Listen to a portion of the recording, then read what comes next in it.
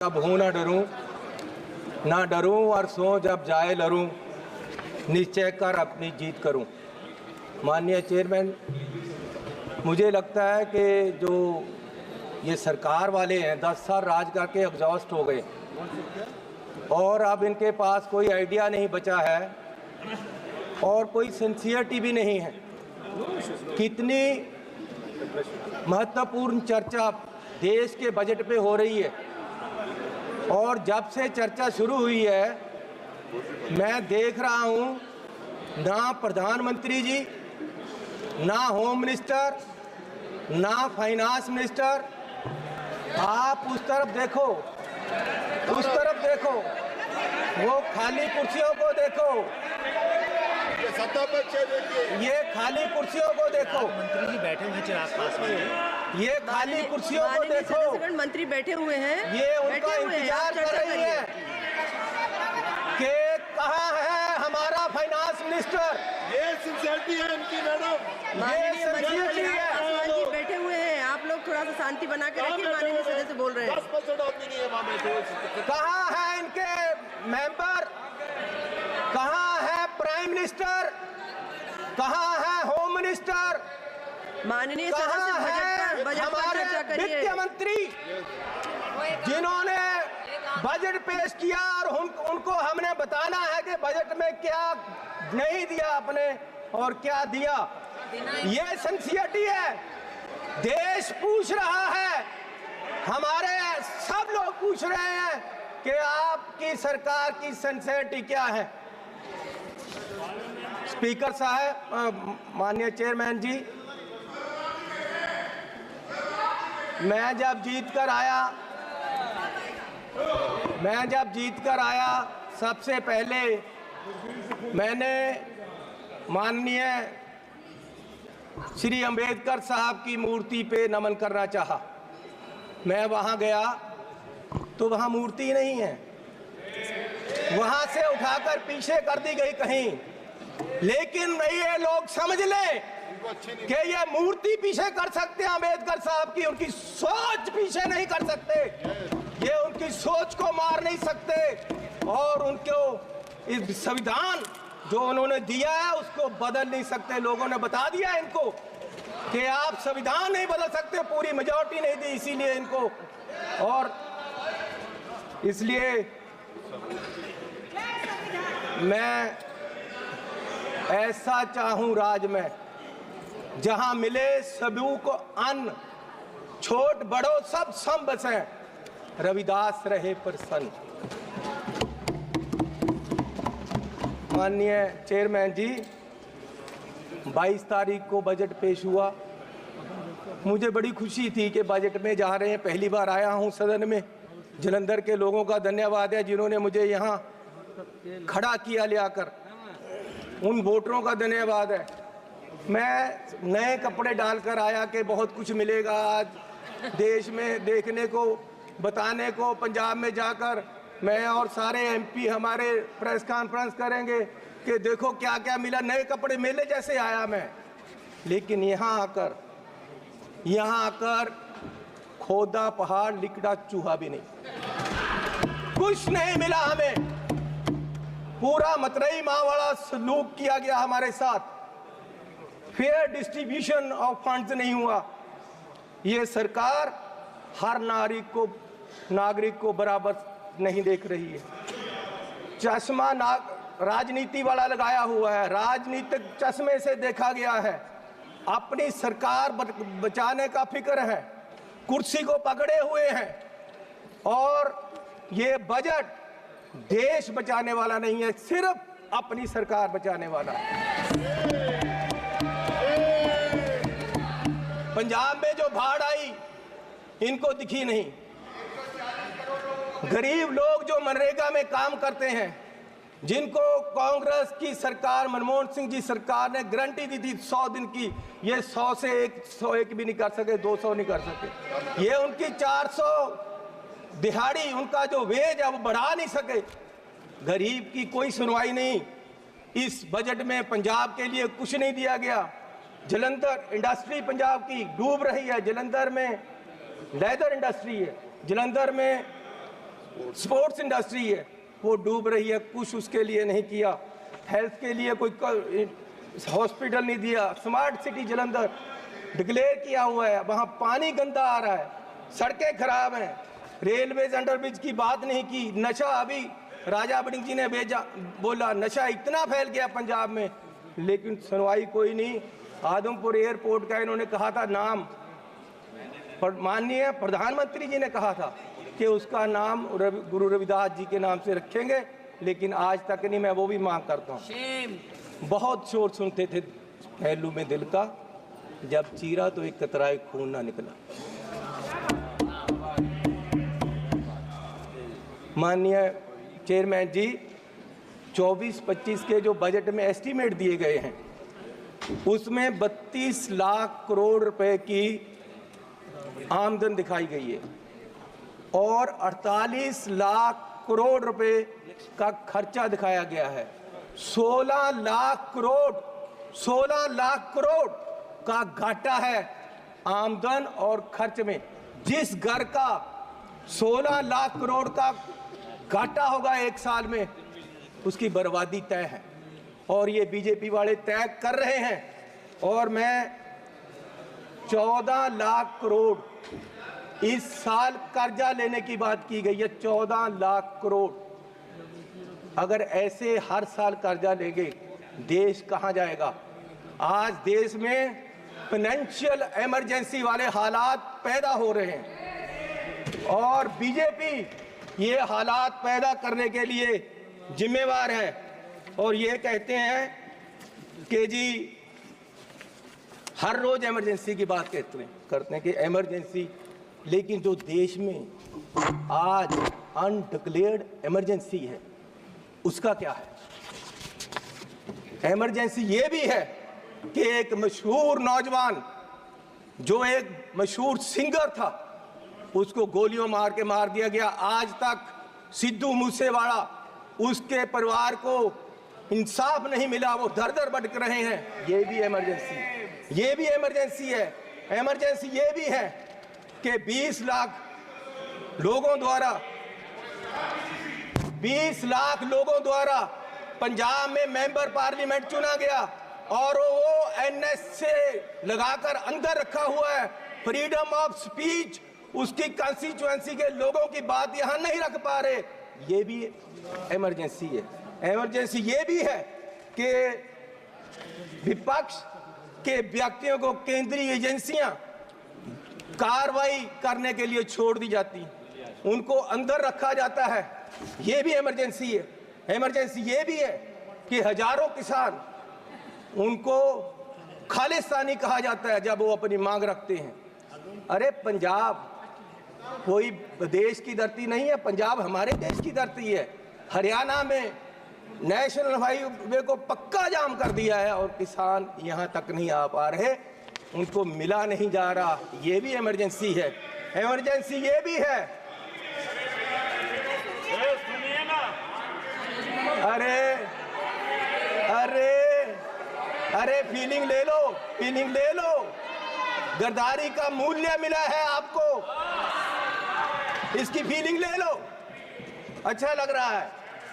Emergency ये भी है कि देश का एक राज्य मणिपुर पिछले 1.5 साल से जल रहा है और उसको अपने हाल पे छोड़ दिया गया है। इमरजेंसी ये भी है। इमरजेंसी ये भी है कि हाथरस यूपी में एक दलित लड़की को आधी रात में जबरन अंतिम संस्कार किया गया। इमरजेंसी ये भी है कि मध्य प्रदेश में दलित व्यक्ति को के सिर पर, मुंह पर पेशाब कर दिया गया। इमरजेंसी ये भी है। इमरजेंसी ये भी है कि अपनी इज्जत के लिए धरना दे रही महिलाओं, पहलवानों को प्रदर्शन में प्रोपोगंडा बताया गया। इमरजेंसी ये भी है। इमरजेंसी ये भी है कि कोई पत्रकार सवाल करे तो उसको जेल में डाल दिया जाता है। इमरजेंसी ये भी है। इमरजेंसी ये भी है कि अपनी शिक्षा के लिए उतरे छात्रों को देश द्रोही बताया गया। इमरजेंसी ये भी। किस इमरजेंसी की बात कर रहे हैं? सुन लो भैया, सुन लो, सुन लो। माननीय चेयरमैन जी, मैं पंजाब के एक गरीब परिवार से आता हूँ। मैं जब पैदा हुआ तो मेरी पढ़ाई सारी सरकार ने की। आज तक मैं यहाँ खड़ा हूँ तो ये कांग्रेस सरकार की रिजर्वेशन पॉलिसी और अंबेडकर साहब का दिया हुआ संविधान और जो हमें स्कॉलरशिप मिलता रहा, कांग्रेस पार्टी ने गरीबों को, बच्चों को जो स्कॉलरशिप दिया, उससे पढ़कर मैंने पीएचडी तक की पढ़ाई की है और ये देन कांग्रेस पार्टी की है। और जब बीजेपी सरकार 2014 में आई, सबसे पहले इन्होंने जो सबसे बुरा काम किया वो किया, स्कॉलरशिप में जो केंद्र का 90% हिस्सा था उसको 60-40 की रेशो पे ले आए और दलितों के पेट पे लात मारी सरकार ने। और आज भी फर्स्ट क्लास से लेकर 8th क्लास तक के स्कॉलरशिप जो गरीब लोगों के बच्चों को मिलते थे वो बंद कर दिए गए हैं इस सरकार द्वारा। ये दलितों के पेट पर लात मार रहे हैं। और मिनॉरिटी के भी फर्स्ट क्लास से 8th क्लास तक के स्कॉलरशिप इस सरकार के द्वारा बंद कर दिए गए। जब ये सरकार बनी 2014 में तो प्रधानमंत्री जी ने 2 मापदंड देश के सामने देश की इकोनॉमी को देखने के लिए रखे। एक रखा डॉलर की कीमत, दूसरा रखा पेट्रोल और डीजल की कीमत। और मैं आपको माननीय चेयरमैन जी ये बताना चाहता हूं कि पिछले 10 साल में डॉलर की कीमत 25 रुपये बढ़ गई है 10 साल में। और हमारे माननीय प्रधानमंत्री मनमोहन सिंह जी और कांग्रेस की सरकार में ये सिर्फ 13 रुपये बढ़ी थी, डबल बढ़ी है इस सरकार में। और मोदी जी उस समय बोले थे 14 में जब सरकार बनी नहीं थी, डॉलर की कीमत ज़्यादा होने से जो रुपया गिरा उसके बारे में मोदी जी ने उस समय बोला था क्या कारण है कि देश का रुपया पतला होता जा रहा है, ये जवाब देना होगा आपको। देश जवाब मांग रहा है, समझ नहीं आ रहा प्रधानमंत्री जी गिर रहे हैं या रुपया गिर रहा है। कभी कभी तो लगता है कि रुपए की और सरकार के बीच कंपटीशन चल रहा है कि सरकार ज्यादा गिर रही है या रुपया ज्यादा गिर रहा है। और मोदी जी ने कहा था जिस देश का रुपया कमजोर होता है उस देश की सरकार कमजोर होती है, उस देश का प्रधानमंत्री कमजोर होता है। मैं आज कहता हूं कि आज देश का रुपया कमजोर हो रहा है, आज देश की इकोनॉमी डूब रही है। क्या देश का रुपया कमजोर हो रहा है या प्रधानमंत्री जी कमजोर हो गए हैं या देश की सरकार कमजोर हो रही है? दूसरा, पेट्रोल की कीमतें इन्होंने कहा, प्रधानमंत्री जी ने 2014 में कि पेट्रोल की कीमतें बढ़ रही हैं और मनमोहन सिंह जी को कोई फर्क नहीं पड़ रहा, देश डूब रहा है। तो पिछले 10 सालों में पेट्रोल की कीमतें 23 रुपये बढ़ गई हैं। पिछले 10 सालों में पेट्रोल की कीमत, डीजल की कीमतें 35 रुपये बढ़ गई हैं, जबकि पिछले जो मनमोहन सिंह का समय था उससे क्रूड ऑयल की कीमत $20 प्रति बैरल कम हो गई है। तो मैं पूछना चाहता हूं कि ये पेट्रोल बढ़ रहा है या आपकी कंपनियों की, आपके आमदनियों की आमदन बढ़ रही है? क्या बढ़ा रहे हो? किसको दे रहे हो देश का पैसा? कहां जा रहा है पैसा? गरीब लूटा जा रहा है। माननीय चेयरमैन जी, आप गाड़ी फुल कराने जाओ, 50 लीटर तेल डलवाओ, 2000 रुपया सरकार को चला जाता है। 4 रुपये प्रति किलोमीटर हर व्यक्ति देश का गरीब सरकार को देता है चलने का। 1 किलोमीटर चलो 4 रुपये सरकार को गए और सरकार 14 लाख करोड़ के घाटे में बैठी है और फिर ये कहते हैं जी बजट में बहुत कुछ मिला। मैं एक एयरपोर्ट पे गया माननीय चेयरमैन जी, तो मुझे एक आदमी आया, उसने गुलदस्ता दिया, मेरा स्वागत किया, अभिनंदन है आपका। मैंने कहा भैया आप कौन हो, मेरा अभिनंदन क्यों कर रहे? बोले जी हम अडानी जी की तरफ से आपका स्वागत कर रहे। मैंने कहा भैया आप मेरा स्वागत क्यों कर रहे हो? बोले जी अब ये एयरपोर्ट हमारा है, अब हमें इसके मालिक है, 50 साल के लिए हमने ले लिया है। तो मैंने कहा यार चलो ठीक है आपने ले लिया, आपका धन्यवाद। मैं जहाज में चला गया, जहाज में गया, वहां फिर मुझे बुक्के मिला। वो कहते हैं जी आपका स्वागत है, हम कंपनी की तरफ से कर रहे। मैंने कहा यार इंडियन एयरलाइन का जहाज है, आप क्या कर रहे हो, आप कौन हो? बोले जी ये जहाज अब हमारी कंपनी का है, ये मोदी जी ने हमें बेच दिया है। तो मैं पूछना चाहता हूं कि क्या क्या बेचोगे, कितना बेचोगे देश को? मैं 7 एयरपोर्ट पे गया, मैं 7 एयरपोर्ट पे गया, जिनमें लखनऊ, अहमदाबाद, मैंगलोर, जयपुर, गुवाहाटी, त्रिवेंद्रम, मुंबई, ये 7 के 7 एयरपोर्ट अडानी जी की है। 50 साल के लिए उनको दे दिए गए हैं, उनका जो पुत्र है उसकी शादी में गिफ्ट कर दिए गए हैं और हजारों करोड़ रुपए शादी पे लगा। मेरे लड़के की शादी गुरुद्वारा में हुई। सुनो सुनो सुनो माननीय चेयरमैन जी, मेरे लड़के की शादी गुरुद्वारे में हुई। आज तक पुलिस पूछ रही है कि लंगर में क्या क्या पका था,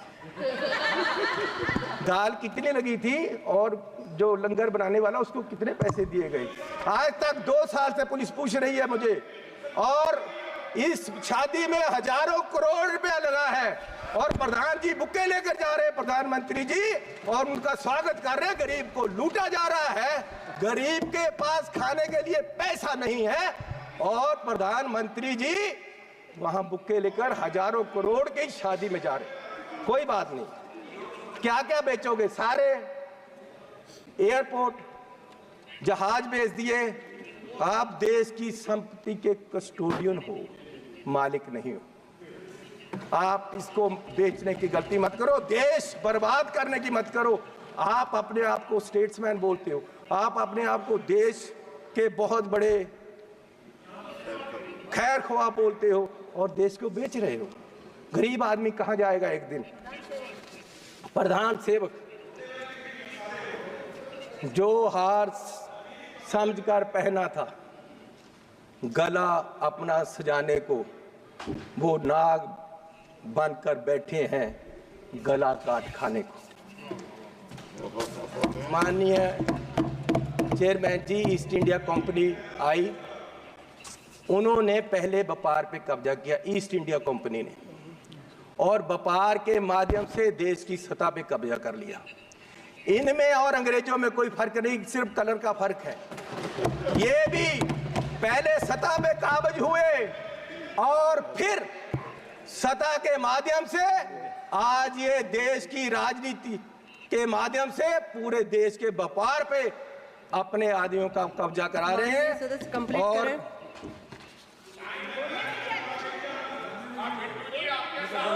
मैं बस एक बात करके बोलिए माननीय चेयरमैन जी,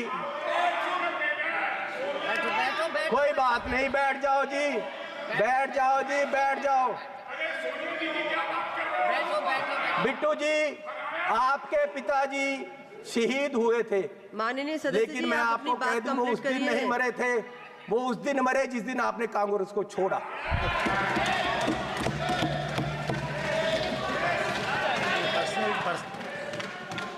आज देश राहुल गांधी जी की तरफ देख रहा है। मैं आग्रह कर रही हूँ, माननीय चेयरमैन जी, आप वो मुझे तंग कर रहे हैं जी, उनको बोलो बैठे, उनको बुलाइए। वो पंजाब से आए थे, इसका मतलब ये नहीं कि मुझे तंग करते रहे। माननीय सदस्य सुनील माननीय चेयरमैन जी, मैं आपसे निवेदन करना चाहता हूँ कि आपने मेरा नाम लिया। मेरे दादाजी सरदार बेअंत सिंह जी, उन्होंने कुर्बानी देश के लिए दी, कांग्रेस के लिए नहीं दी, देश के लिए दी।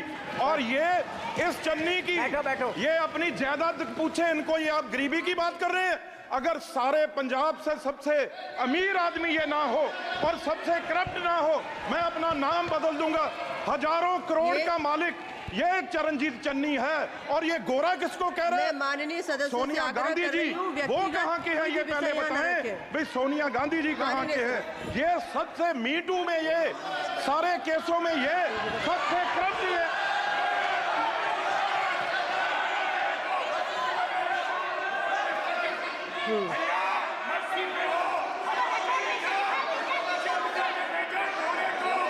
करोगे?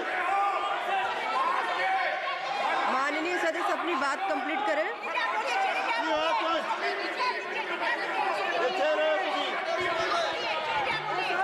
मैं बोलूंगा, सही पार्टी में रहे। माननीय चेयरमैन जी, आपका धन्यवाद। माननीय चेयरमैन जी, बैठो राजा। अरे बोलूंगा। उसको बिठाओ, अपने आदमी बिठाओ। माननीय चेयरमैन जी, मैं लास्ट बात करके बैठ जाना है और मैं सिर्फ ये बात करना चाहता हूं कि आज, अरे सुनो भैया,